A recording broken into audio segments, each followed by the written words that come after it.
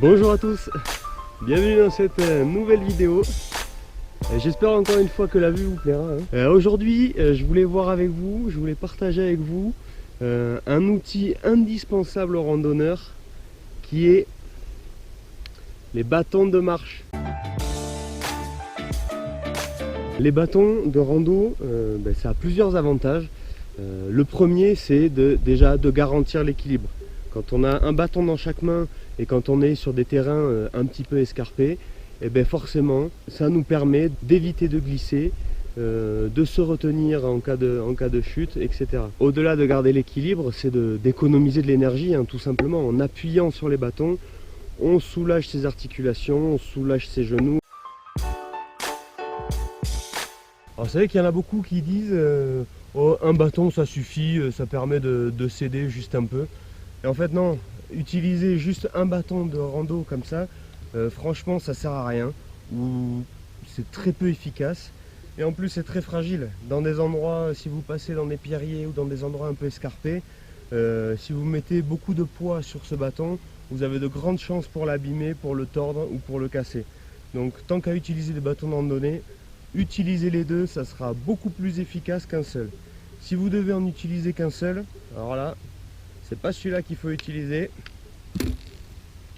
c'est celui-là, c'est le vrai, c'est le bâton de berger. Et là on peut y aller, mais par contre la technique de marche est différente. Donc ça, je vous ferai une petite vidéo dans laquelle je vous expliquerai les techniques pour bien utiliser celui-ci. En montée, on les a toujours juste un peu devant soi. On évite de les mettre entre ses pieds ou au niveau de ses pieds pour éviter de se les prendre et de chuter. Ils seront toujours devant pour que je puisse prendre appui. Et en fait, à chaque pas, je vais pouvoir prendre appui sur le bâton et monter.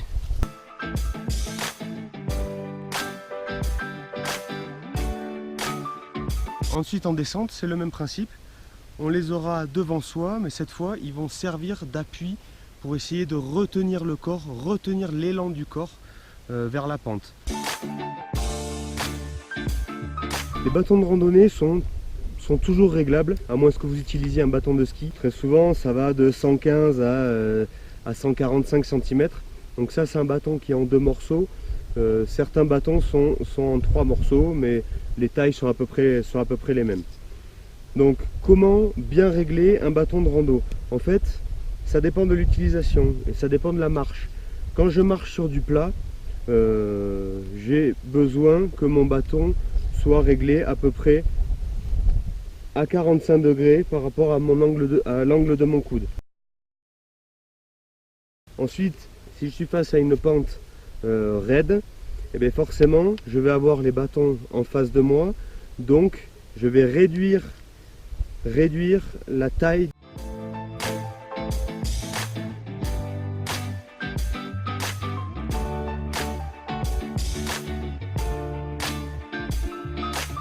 Et inversement, quand je suis face à une descente, pour que mes bâtons soient efficaces, je les aurai devant moi, souvent juste devant moi.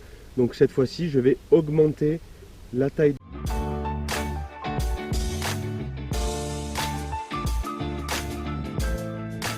Il faudra les régler en fonction du terrain. Après, c'est vrai que ça peut être embêtant de changer systématiquement le réglage, mais sachez que ça sera beaucoup plus efficace pour vous de les régler. Vos bâtons seront beaucoup plus utiles si vous utilisez la bonne longueur. Sur les bâtons de rando, il y a systématiquement des dragons. Alors ça n'a pas la même utilité que pour des bâtons de ski par exemple, hein. C'est pas pour éviter de les perdre en cas de chute. En passant la main dans la dragonne, en la resserrant un petit peu, quand j'appuie sur mon bâton, quand je marche, en fait je vais exercer un appui sur la dragonne et ça m'évitera d'être obligé de tenir le bâton comme un bœuf, hein, pardonnez-moi l'expression. Et du coup en fait on a un meilleur appui sur le bâton. Moi je trouve ça utile à la montée, en descente un peu moins, parce que on a tendance à avoir le poignet qui se tord. La partie en mousse, donc le manchon sous le bâton, c'est pour éviter de devoir régler la longueur du bâton systématiquement. C'est très utile dans les dévers, quand vous avez un chemin en dévers. Plutôt que d'avoir le bâton qui est dans la pente plus long et le bâton à gauche, devoir le régler plus courte parce que vous avez la pente comme ça, et bien en fait, je conserve la même hauteur sur les deux bâtons. Le premier, je le tiens normalement et le deuxième, je le tiens au manchon en mousse.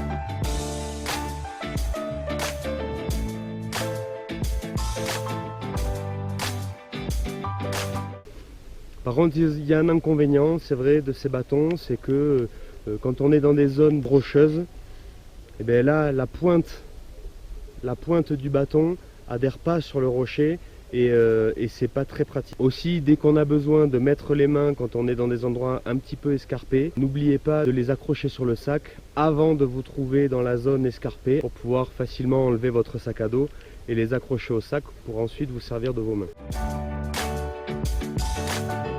Comme vous l'avez compris, j'espère, les bâtons c'est quand même bien utile en randonnée, surtout en randonnée en montagne. Même si au début vous n'êtes pas forcément très à l'aise pour marcher avec deux bâtons, entraînez-vous tranquillement, essayez de tester les différentes hauteurs en montée, en descente et sur des chemins en dévers, et vous verrez que très rapidement ça va devenir indispensable pour toutes vos randonnées. Merci de m'avoir écouté, j'espère que cette vidéo vous sera utile.